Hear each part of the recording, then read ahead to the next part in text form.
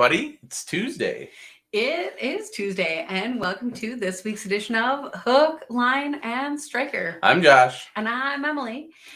And we are back with, I was going to say, kind of some normal shows. Whoop, whoop.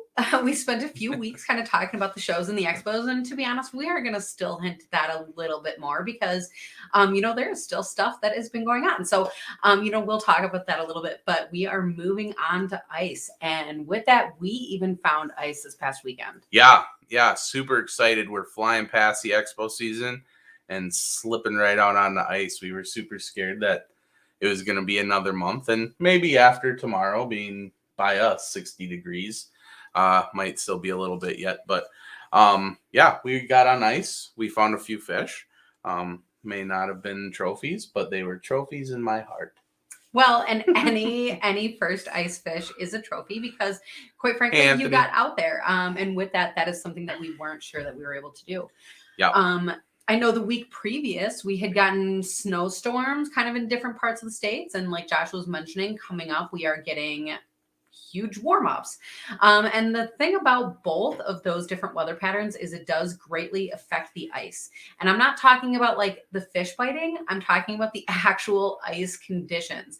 And so, even though we were able to go out and find some ice and find some biting fish, don't just generalize that as that being the case everywhere. Mm-hmm. The other thing is, keep your ears and your eyes out for others on the ice because, we saw quite a few people out, and generally people were doing pretty good job at being safe. But, already this year we've seen some crazy Facebook posts about people trying to put cars on the ice and stuff and ice shacks out in different places. And it's like blowing my mind because as somebody who does go and check, it is not ready for that. Hey, Dan, thanks for the kind words. They're right up by my work. Somebody put a shack through the ice already. They had it. And it was funny that it wasn't through sooner than it was because they had it out for almost a week and it just went through. So, that was unfortunate. But in addition to the warm temps and the degrading ice, also realize that with great temperature fluxes comes great wind in a lot of spots. And not only will the temp mess up your ice, but so will the wind. So just keep an eye on everything. Be safe. Can't say it enough. Spud bar, ice picks, and bring a buddy if you can. And a striker float suit. Mm. All right. So we're hoping next week to continue to be able to bring you different ice reports. But if you guys are listening from different locations, let us know if you have ice or what that looks like. And if you've been out it or not. But tell us your location with that because it is kind of fun to watch the different trends as, the locations pop up of where people are. So, we're going to keep looking forward to that as the winter goes on. And, other than that, if you have comments or questions or things along the way with the rest of the conversation, bring that in and then we'll talk about that too. Absolutely. Alrighty, so let's get to kind of the man of the hour. Dustin, welcome to the show. How's it going, bud? Glad to be here, guys. So one of the things I said kind of in the very beginning is that we might do a little bit of hinting at the shows, and then we will get to ice talk. So if anybody has questions about ice season or anything about that, it's a perfect time to get those comments in. We'll be able to talk about them as we go. But we were lucky enough to run into you at St. Paul. So how was the show for you? That was awesome. I was kind of blown away by how many people were there. All the vendors, all the customers. I think the thing that I loved the most was just networking and just talking to just random people, and then people that I kind of knew on social media and maybe YouTube or heard of through word of mouth, that kind of stuff, and just to be able to connect with those people. That was a pretty awesome experience. Yeah. And then was it your first year being at the show? That was my first year being at the show. Yeah. So just walk in there and see all the fish houses set up and even the permanent shacks and all that. It was pretty overwhelming and pretty amazing at the same time. And then did you get to kind of get out and walk around a bit and see the show, or were you kind of stuck in a booth? There were times where it got a little bit slower where I was able to kind of walk around and just kind of stretch the legs a little bit. And that's when I was able to do a lot of the talking with people too. And after the show was kind of nice for that too. Just because I know a lot of vendors were kind of hanging around, and then you could just go talk to people in different booths. And that's actually where I connected with a lot of our fellow striker team members, and get to know a lot of the faces that it's like you see the names from emails and stuff, but it's like, oh, now that's who you are, kind of thing. And that was really cool. Yeah, that is really cool. And then you were actually at the booth. Was it Amped? Amped Outdoors, yep. And then the other thing that always surprises people is you were talking about like selling jigs. And so those things, batteries, getting powered for the outdoors, and jigs, how do those two things come together?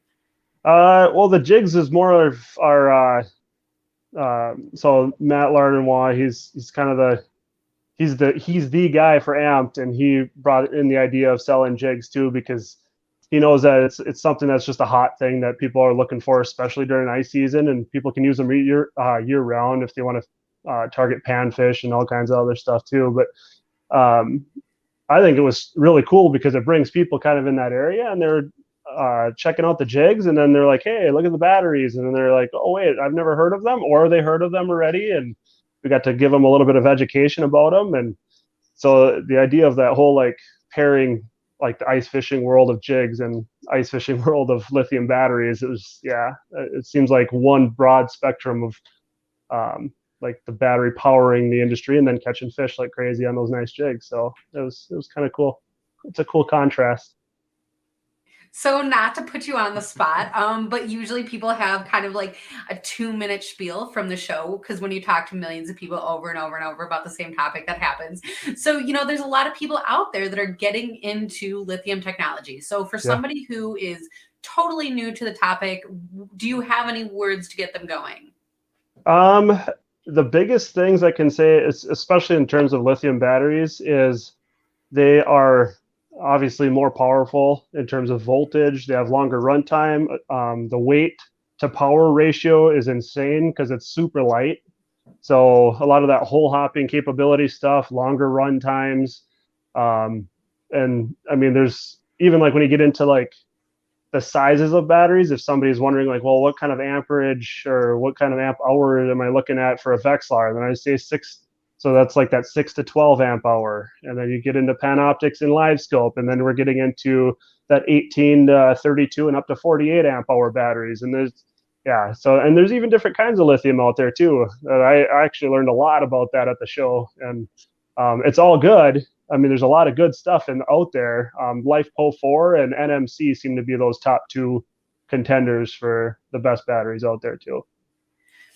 Yeah, and there are people in the comments that are talking about loving lithium technology, talking about the weight reduction as well. So thanks for chiming in, Jay. Oh. Awesome. Yeah, but no, that we honestly we have a few of those ourselves. If you saw some of our pictures, we had the lithium batteries in our hole hopper buckets, and that's what we kind of went out with. Hey there, buddy. I don't know what happened there. I must. That's okay. That's all right. No, that was perfect. The only other thing that we were going to say is, this is a perfect time of the year to be talking about this because, especially in places that don't have super thick solid ice, people are going out with just limited items, what they can carry, and kind of reducing the weight in their sleds or just in hole hopper buckets. And so, again, if you are the kind of person that is looking into that lithium technology, definitely get a hold of, you guys at Amped. Yeah, I appreciate that. Cool. So I guess, as we hint forward to ice, you are actually lucky enough to have been on ice already this year. So can you tell us a little bit about that? Yep.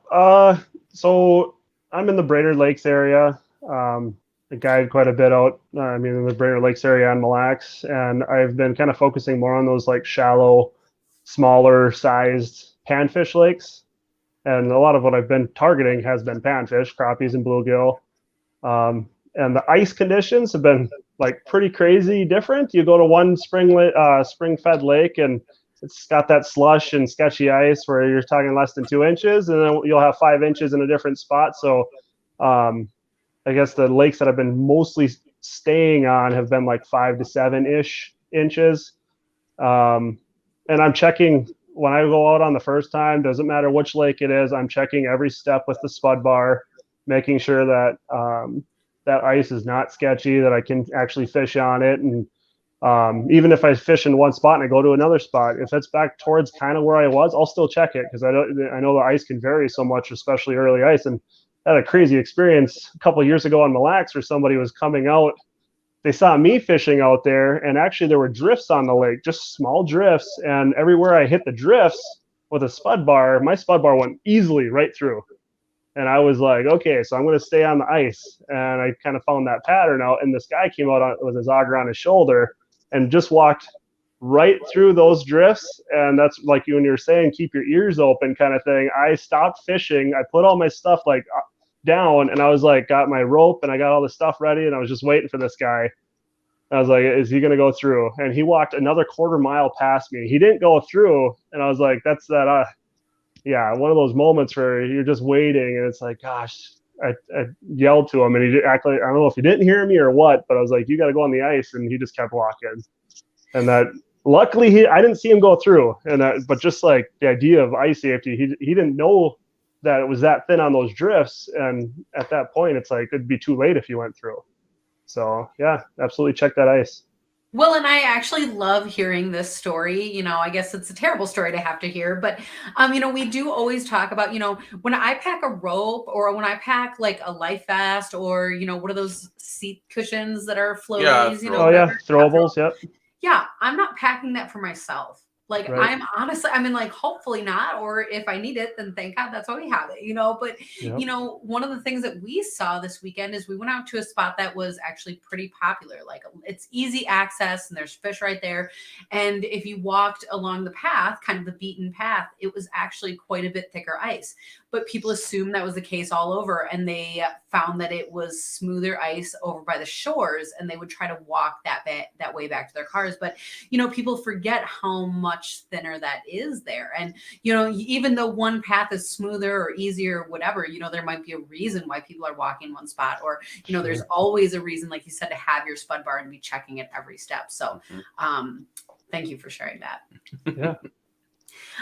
So another question, I guess, that I was thinking of is we heard all, you know, summer and fall about low water levels in Minnesota. Did that carry over into ice season? How is that looking for you guys?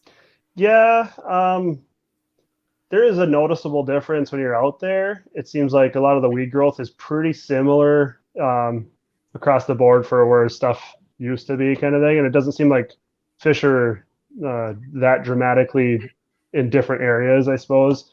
I have yet to check out Mille Lacs. I know there's fishable ice out there, so I'm just ready to get out there, kind of thing. But I know Mille Lacs was crazy low, and it was actually really hard to get my boat in some accesses just because of how low it was in some accesses. And you got to trim your motor all the way up, and you're just kind of skimming through, and that's not typical for Mille Lacs. So there was that I would say a couple feet lower, and I'm not sure how that's going to impact the ice season, but I guess we'll find out. I just don't know yet. Yeah, and actually we have Dave Tesh checking in. So hey, Dave. Hey, Dave. For being here. But he's saying, yep, waiting patiently. So if Dave's not out there, then nobody is. No, I'm kidding. I'm not going to say that. And that is definitely like you want to be checking too, and then be cautious about the pressure ridges because it's kind of like plates moving out there, and just be cautious. That's a lake that it can definitely move a whole ice sheet, and then you're stranded and stuff. So kind of wait for that lake to get kind of locked up a little better. You know, and that's a fabulous reason for people to be looking into, you know, different guide services. And so I know that you are, you know, Hawg Hunterz Guide Service. So can you tell us a little bit about, you know, ice fishing with maybe new people in the winter, or give people kind of heads up what to expect? So kind of like somebody who has never fished before kind of idea. Yeah. Like yeah. So I guess something I offer in terms of the ice season is I'll shuttle people to spots. Obviously, you're going to need your valid Minnesota fishing license. I always say appropriate weather attire, because in the past people have shown up in tennis shoes, and it's like, oh, we got to talk about this kind of thing. And sometimes I'll bring some extra stuff with, so then we can throw it up or throw stuff on them and kind of salvage their experience. But so I'll shuttle people out. I have Otter portable fish houses, all insulated. They can get super cozy in them. I have one hub style and one flip over style. We do multiple species. So if there's a species somebody wants to target, if there's a lake that somebody wants to learn, there's a lot of options. And then the rates, I offer a 4, 6, and 8 hour package right now. And right now I'm running a deal of $50 off if scheduled in December for the rest of the ice season. So nice. Yeah, and then do you still have dates open? Like if people are looking at like a I weekend do. spot or? Yep. A lot of the weekends are pretty popular, but that's, I guide a lot on the weekends. That seems to be the hot commodity for a lot of people too. But January, I don't know if I have maybe 1 or 2 time slots left in December, and then everything else is going to be January, February, and then we get into some panfish in March. And actually, sometimes there's some late seasons. Like this year, you have late season northern pike on Mille Lacs, and some people have taken advantage of that, and we've gotten some really big fish. So there are a lot of options still January through March if somebody wants to get booked. Well, and that's always a great point. If somebody, is looking to book a trip, you can book that based on species, when the best chance of it biting, or say, I have whatever weekend open, what's gonna bite, that's always a fun way to go about that as well. Yeah, I love it when people call and they don't really know, and we just have a conversation about it. So what do you guys want to do? You want to catch a lot of fish? Do you want to take fish home? Do you want to catch and release and just have a fun time out on the lake? Trying to get an idea of what they want to do, and we just go from there. And if I know what they want, it's going to be a much better experience for that person too. And we have that discussion, and then I can kind of put together what maybe a specific lake or specific species or something like that can kind of meet their needs a little better. And we talked, you've been talking a little bit about fishing Mille Lacs and stuff. So just remind everybody again, like where you're based out of as far as your guide service. Based in Brainerd. Okay. So the Brainerd Lakes area. Yep. Some of those bigger lakes, I love taking people out on those. I love fishing those personally. Gull Lake, North Long, Pelican, just a lot of those lakes that even go a little bit north of there. There's a few lakes that I fish south of there. And then obviously Mille Lacs is kind of like, so that whole area I've been targeting and guiding and continually learning new lakes too, which is amazing because there's, I think it's somewhere around 300 plus lakes within a half hour or so of my house. So there's a lot of good water there, and I love it here. Well, that's lucky because we have like 5. Oh yeah. So it's like, oh, this lake's not producing. Let's either stick it out and get more in depth with it, or just go to a different body of water. And it's like, yeah, that's great. I did love what you were talking about, though, having a conversation with people and, what are you looking to target? Or is it like a lot of fish or big fish or fish that you're going to take home and eat? Because I think that is something that even your average fisherman forgets to think about for themselves because, so often, the pursuit is either big fish or eater fish, or in some cases that's the same for some people. Sure. And so the crazy thing about that, is thinking about, well, we hear all the time, like, oh, that lake is garbage, or oh, that lake is terrible. But I think sometimes people forget to realize, what the different lakes have to offer. Some of these lakes are really great, fabulous eater fish, or like a fast and furious bite. If you're introducing somebody new, like take them out there, even if it's not monsters, but then there are those opportunities also to find those bigger fish. But to be able to learn your lakes well enough to be able to categorize them a lot, that's a lot of work. Mm-hmm. Yep, it takes some dedication. And it's funny because I have a theory too of like, if I'm catching fish, it's kind of bizarre to some people and some people get it. But if I'm catching a fish on a specific lure in a specific location, I will literally move and put a different lure on a different, like on the part of the lake, just to like see if so my theory is then I can try different areas of the lake and see if that is producing for those fish. And I could try a new technique. And if all those techniques are active or fish are feeding on those things, then it's not necessarily the presentation I go back to. I think there's a population piece to that. And then it's like, okay, I moved and I tried all these other things where I saw more schools of fish and I'm not catching them. Then I know that other school is probably more active and I have a specific way that I can try to target that school too. So I'm literally always trying new things, and I think that's the best way to learn is if you get caught doing one thing and you just keep doing one thing and then it doesn't produce, kind of stuck. And I don't like that idea, so I keep trying to do new presentations, new parts of the lake, all that stuff. So it's funny that you bring that up, and honestly, like below the scenes, if I move the camera down, Josh is like patting my knee. Yes, my shoulder, yeah. Because to be honest, like once in a while, I'm the one that's like insists we got to move, let's go, or whatever, you know, switch up. But then other times I get so stuck, and he is that. But it seems like we are both opposite. On when we feel like that. That's funny. So I love hearing your process, and I love hearing your passion for that. Well, and Dustin, I think I'm a little bit more along your path. Is I know these fish are biting. Let's go check out somewhere else. We can always come back.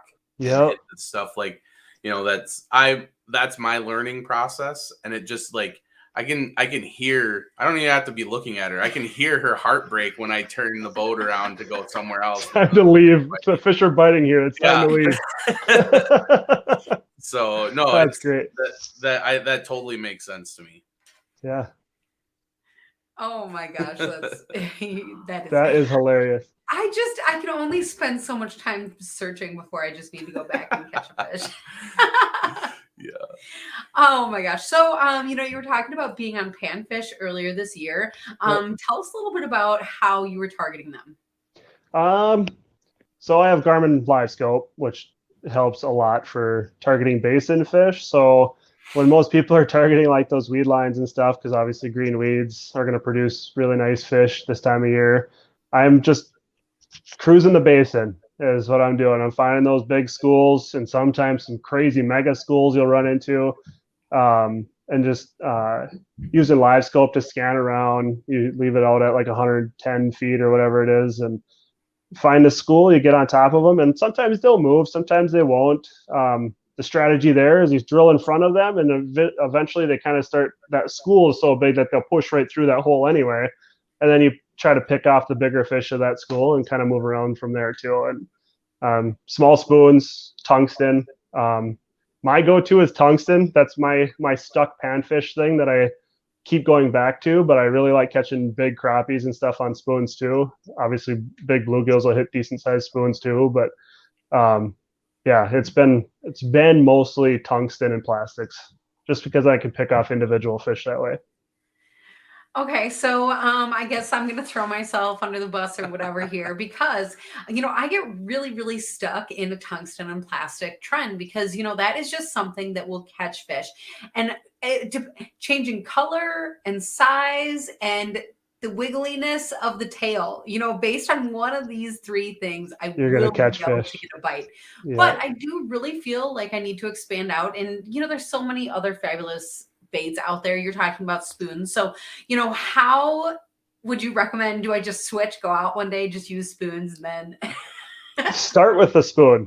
That's the idea is if you know you're going to be around fish and you know you're marking fish, start with a spoon jigging high above the school. And when I say high, it's all relative. I mean, you could be 1-2 feet above the school. And those active fish, if there are those active fish in the school and they're not super lethargic, you're going to get fish flying up at your spoon. And I mean, that's the best way to get like comfortable with it too, is when you see fish flying up and they're still inhaling a 1/16 ounce, 1/32 ounce spoon, then it's like, okay, I'm feeling a little more confident in this. And you'll probably have 2 rods ready, one with tungsten and one with spoons next. So, that's funny. Yeah. Are you using bait on the spoons or are you just jigging them? That varies. If I'm pretty confident that there's a super aggressive school that I've been targeting with tungsten and that kind of stuff, you don't need bait most of the time. They're just going to come flying up anyway. But then I like, sometimes I guess wax worms are kind of my go-to. So, I mean, it seems like everything is going to hit the worms. I know a lot of people are using the, what are they called? The red, I barely use them. They're the red. The spikes? Spikes, yeah. I barely use those. Seems like I catch a lot of smaller fish. Obviously, if I spent more time specifically holding on to one part of the school and not moving, I'd probably maybe downsize and use spikes and that kind of stuff. But when you're kind of picking off the aggressive fish and you're moving to different schools and that kind of stuff, then I typically don't downsize a whole lot. It's actually really funny because in the amped booth, I was with 2 professional panfish anglers in the tournament circuit. And I was like, I never used less than 5mm tungsten. And they just busted out laughing because they're like, well, either you have really big fish where you're fishing or you don't fish panfish a ton kind of thing. And I was just like, no, I just refuse to go less than that because it seems to be producing. And it was really funny because the size of some of the baits they use, I just couldn't believe how small they were. So, oh yeah, that's funny. yeah. Yeah. That just brings me back to I used to fish with when that dropper style jig became really popular. There was something that came over from Europe called the Marmuska Jig, and that's still out there, but it's a tiny little lead jig, and I'm talking like less than 1/100th. In some cases, is like 1/180th of an ounce. Tiny. Like, so tiny. And I used to take one of those. I took one time I was on Red Lake and I took one of those and I put one red spike on it and I was catching shiners. And oh yeah, what happened was we were marking the shiners and we were catching them, and because we didn't know what they were.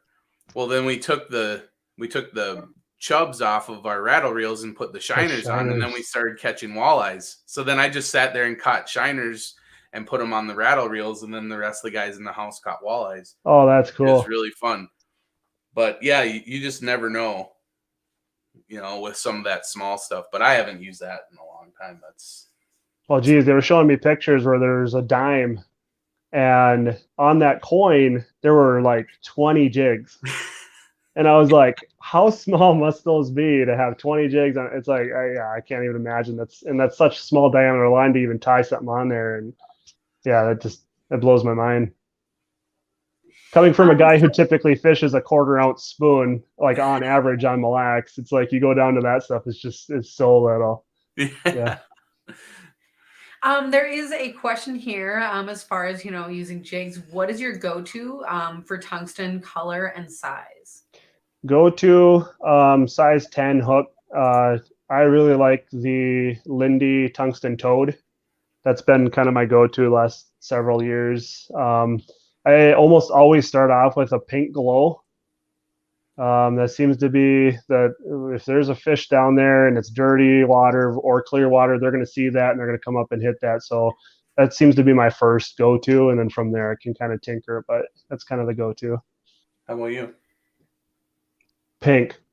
No, I was going to say, honestly, like my go-to would be gold. Yeah. And I'm with you, Dustin. I like the pink and white dragonfly from Widowmaker, the number 12. That's my go-to. Nice. I have one rod that never comes off of. And I have multiple rods with that pink glow on, with that Lindy toad. So shows the confidence level in that bait. Even though I'm also a firm believer that color is like the last triggering factor in making fish bite kind of thing. A lot of it's going to be lure profile. It's going to be the jig cadence. It's going to be the way it's falling, all that kind of stuff. And then color is going to be one of those last factors when it comes time to bite. So a lot of those other things are definitely first and foremost though.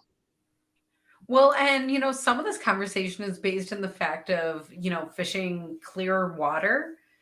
Because, I guess when you're talking about, fish seeing something, having the visibility for them to come and attack, something like that.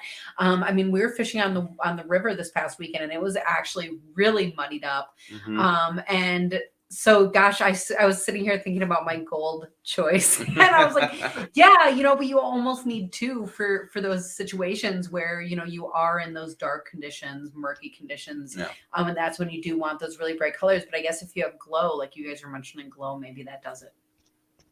Well, and it's hot pink. Yeah. That helps. Well, and I grew up just south of where Dustin's guiding. And that's a lot of the dirtier lakes. And I grew up fishing a lot of chartreuse.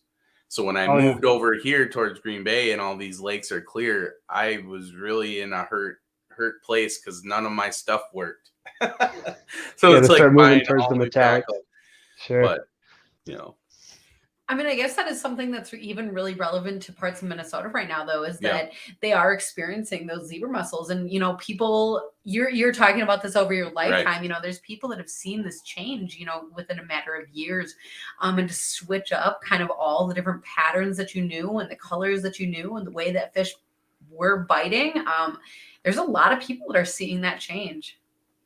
Oh yeah. Oh, even like Gull Lake and Mille Lacs, and you start getting a pelican. Those are all super clear bodies of water. So even with like walleyes year round, I'm using a lot more metallic or natural colored stuff. I kind of want, unless I know the fish are super aggressive, and I mean there's certain conditions, but I'm talking about the rules rather than the exception kind of stuff. High sun. I mean, you throw on a metallic spoon in the winter, that little bit of flash that comes off from the sun and that kind of stuff, you can pull fish from a long ways away. And it was insane when I started using, when the Panoptics came out, and you could start seeing fish just way off in the distance, and it would mark them at like 50 feet away or so, and you would start jigging really high in the water column, big strokes, and that fish would just start moving towards you. And it's like, well, whether it's seeing that flash from a distance or whatever it is, but that clear water, they might think it's like a bait ball or whatever, shiners moving through the system kind of thing, and they just hone in on that, and they come in from a long ways away. And typically when they're coming in from that distance, you can make some fish bite. So I think those metallic reflective kind of colors play a big part in those clear bodies of water. Well, and that is, you know, interesting also to hear you talking about, you know, taking those big jigs and seeing fish move in, because, you know, I love my Vexlar and I will defend it till the day that I die, but that is something that I cannot tell, you know, from my Vexlar. And so there's sometimes when you're out there and man, if you just had that little bit more detail, it's amazing how much that, you know, affects your fishing day. And I found that out with even like northern pike. You could be fishing in like 22 feet of water or so. Let's say you're on a transition or something, and especially in Mille Lacs when they're done with feeding on tulubies, or maybe they're still following them around. But something about those northern pike, if I'm fishing halfway up the water column, I don't fish by the bottom for those big northerns. I'll fish way high in the water column, and you'll see them. They just like it's like they show up because they're moving so quick sometimes. And you can actually trigger the bite from a monster northern. I'm saying like those fish that are over 38 inches, etc. You can trigger that bite from like 12 feet away. All of a sudden, it's just a streak across the screen, and your rod loads up. And it's insane because it's like, you know, when a big fish is coming and you're jigging really aggressive, really high in the water, and all of a sudden your rod just loads up. It's like, okay, here we go. And then your drag screams, and yeah. So that's something else with those clear bodies of water and those metallic colored spoons. It's just just to learn that piece of information. It's so invaluable and I guess priceless when you start doing it. Yeah, Yeah, that's absolutely true, man. That's a good story. Makes me excited that it's ice fishing now. oh yeah. Oh my gosh. So a few questions here. Ronnie was asking, what pound line are you using for panfish? Panfish, 3 to 4. Yep. And then how about, like, I'm just going to ask down the line then. I mean, if you're targeting all kinds of things, what would you use for walleye, or, you know, you're talking monster pike there? Walleyes 6 to 12 for walleyes. It depends on the body of water that I'm fishing. I know I can get away with a little bit heavier on Mille Lacs. Typically, even with that clear water, it seems like those fish tend to be a little more aggressive and less line skittish. And I'm jigging a lot more aggressive too. Northern pike, I won't usually use less than 20 pound. And that's even like 20 pound fluorocarbon leaders. I use a lot of leaders on a lot of my stuff too, because I do like braid, with the exception of a lot of the panfish stuff. But I'll use fluorocarbon leaders. The heaviest I'll typically go with northern pike is 80 to 100 pound leader. 20 to 40 pound line. Typically you can get away with 20 pound line, depending on what you're really targeting. If you're going for 40 plus inch, 20 plus pound pike, then I try to shy closer to like 30, 40 pound line. And then kind of just tailor stuff from there. Because if they're skittish from 100 pound fluorocarbon, then I have to go less and just kind of tinker from there. That's kind of the, and then walleyes too for the leaders. 6 to 12, I kind of match it. If I can get away with 12, I'll use 12 all day long. I don't have to worry about line getting cut by the ice, or if there's a big fish that snaps off at the hole, knot issues, that kind of stuff. If I can get away with it, I'll use it. But a lot of times, some Brainerd lakes, I don't need to name any in particular right now, but sometimes you got to use 6-pound fluorocarbon and you have to use really long leaders. That's the way that they're going to bite. So it all depends on what they're telling me to switch to, or what I can get away with that. I'm gonna throw this out here to you, Dustin. One thing that I found a few years ago, our buddy Brosdahl kind of turned me on to it. Check out that X Plasma by Sunline. Okay. So I've switched over almost all of my Panfish gear over to this braid. It's 8-pound breaking strength, but it's 1 pound diameter. Super thin, super line. Super thin. And so what I found is that I can put that line on my Panfish gear and my walleye gear and still run, because we run swivels on our Panfish and our walleye stuff. Okay. Because we use number 28 swivels that are meant for fly fishing. And so like it doesn't mess with our jigging, especially, when even line guides down and to stuff. like 3mm tungsten and stuff. Yeah. We can still jig just fine with it. And that line lasts forever. It's a little spendy up front, but I have 3 years on the one reel.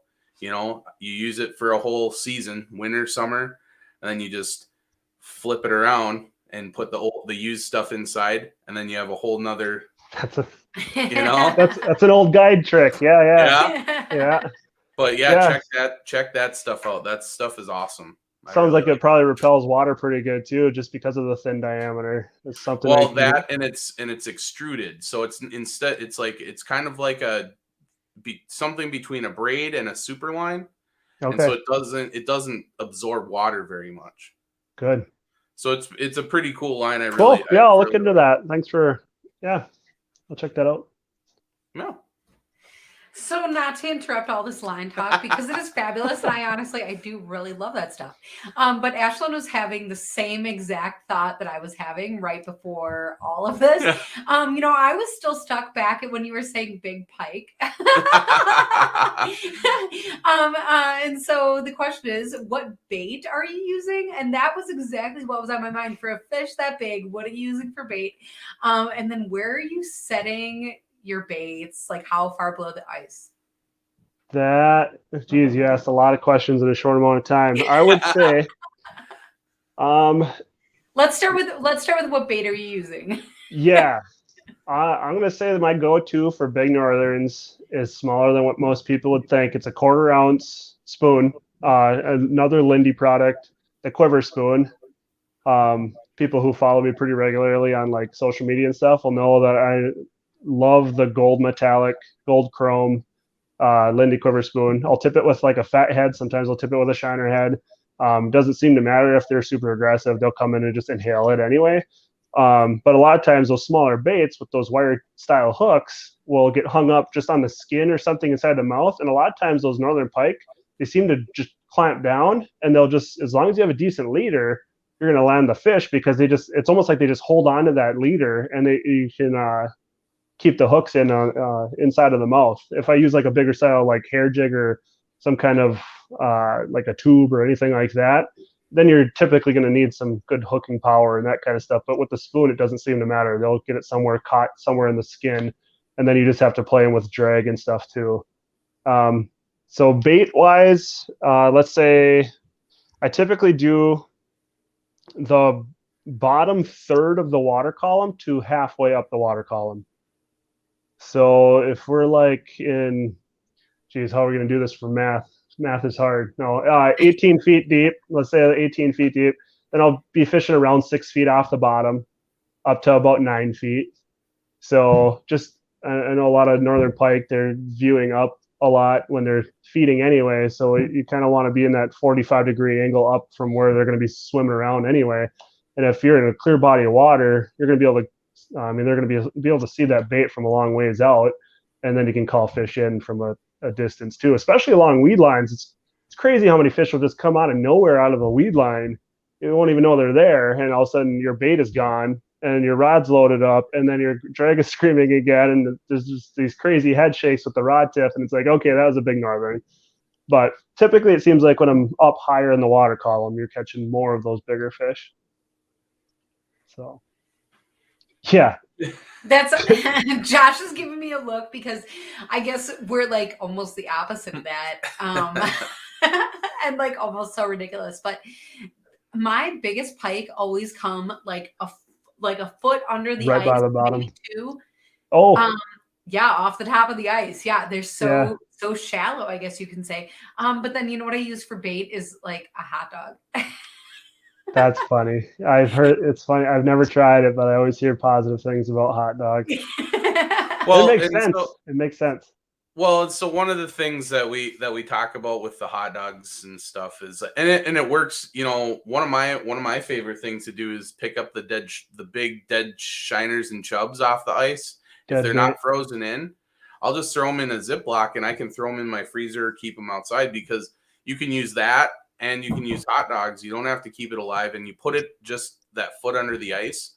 And if you're a pan fisherman, you know if you're in a good panfish lake, because you start throwing your bluegills down, and they're nice sized bluegills, and then all of a sudden you stop catching them, and then you look down and there's a tail in one of your holes and a head in the it's like a 35 or 40-inch pike. Seeing all these bluegills come down. Well, that's something that they do, especially towards the end of the winter, is that just naturally lakes have these mini kills. So small fish and whatever bait fish and stuff float to the top of the ice, and those pike will just cruise around and just eat all that dead stuff right under the ice. And that's kind of where that hot dog and that dead bait really excel. So if you have like a dead minnow or something, you don't have to throw it away. Just move your tip up. And that's what we honestly do. We'll put out 2 or 3 tip ups for the 2 of us, and we'll put one up high, and then we'll kind of play the water column. Sure. But like she said, some of our biggest fish have been just right under the ice. That makes sense too, with them feeding up. And there's a big difference too. Like if I'm fishing the outside of a bay where there's a lot of, like, let's say dead weeds and stuff at the end of the season, there's a lot of times on Mille Lacs too, a foot off the bottom or right by the bottom, dead bait, they'll pick it right up. And then I'll have up on the, like where those dead weeds are, where they're just kind of coming up and feeding and going back down, then I'll put those higher in the water column too. So yeah, I know what you guys are saying for that too. And then I'll mix it up. I'll have big sucker minnows and I'll have some dead bait, so dead smelt and that kind of stuff. But I have yet to be like, okay, I'm going to go buy some hot dogs. And I'll have to test that out now. I'll throw some hot dogs in the freezer for some tip-up fishing. Well, and funny. Your secret, you can tell them. Are you going to inject it? No, you got to add garlic. Add garlic. Okay. That's funny. Yeah. I know, it sounds crazy. But with this being said, Ronnie is saying that you have a story about deer sausages bait. That's funny. So that's my dad commenting right now, which is hilarious. There's a local lake that we grew up fishing, and we actually ran out of bait. And it's so funny because I don't remember exactly how the story went, but we decided to put a piece of deer sausage on the hook, and it was just like, yeah, right, like we're gonna catch anything kind of thing. And then I remember catching a decent sized northern pike, so I have experienced this on deer sausage. And it's so funny because I've never went back to using deer sausage. I've never went back to hot dogs. And it was super effective. We caught a really nice northern pike on it. That's hilarious. We ran out of bait and we just had that left. And I'll just throw it on. Let's see. Success. That's awesome. Yeah. Okay, so I'm reading through a few more of the comments here. And Jeff was saying that you have an awesome red, white, and blue sweatshirt. And actually we got to agree that is one of them that we got to wear even at St. Paul. And it was amazing because they only had a few of them on sale at the different booths, and people saw them and they did love them. And so they are actually available on the Striker Brands website in the logo wear section with the other sweatshirts. So I know that there is that awesome USA version, and there may even be a Canada version. Is that possible? Maybe not. Who knows? Maybe not. Maybe don't quote me. But there is that awesome USA one. So we do always, I guess, ask near the end of the show here, speaking of striker gear, do you have a favorite piece of striker gear? I do. So up until literally this year, it's been the Predator series. And then I tried on the Apex, and I have not yet gotten the jacket, but the bibs are amazing. So the heat to weight and thinness ratio, yeah, I feel like it can hole hop. I can sit still. I actually was on Red Lake this past weekend, and I fished outside 98% of the day, and I did not get cold at all. Just standing on the ice all day. It's an amazing bibs. I mean, it's got the Sure Float technology. It has a super fabric on the knees. They seem really durable. So like when you have mobility, you have breathability, you have functionality, you have all these things all working together. It's like, yeah, that's my kind of ice gear. And then I typically wear the climate jacket. I like the insert because then I can wear it underneath my bib straps, and then I can throw the jacket on over if I want. And then now the combat gloves if I'm driving out on the lake and it's super cold. And then I like using the stealth gloves when I hole hop or just kind of fish outside and that kind of thing. Yeah, Josh is here smiling away when he hears stealth gloves because, I mean, how do you not know and love such a great waterproof glove? So, well, and the funny thing is I always start out that with the caveat. I hated those things when I first put them on, and now they don't leave my hands. Right. They're the best. It was just one of those things where you just like people that say this know what I'm talking about. I was never a glove guy. And, my hands don't get super, like they get cold, but it doesn't affect me very much. I get used to it. But now these gloves, like it just is awesome, especially ice fishing is one thing, but like when you are running a tiller and you're getting wet in the fall or getting wet in the spring, I just love those things. They never come off. I can tie my walleye jigs on with them. That's awesome. That's something I noticed too, is like, the first time I ever wore them, I was like all hesitant. I was like, I know they said they're waterproof. I don't want to reach in and start grabbing fish and then my hands are freezing.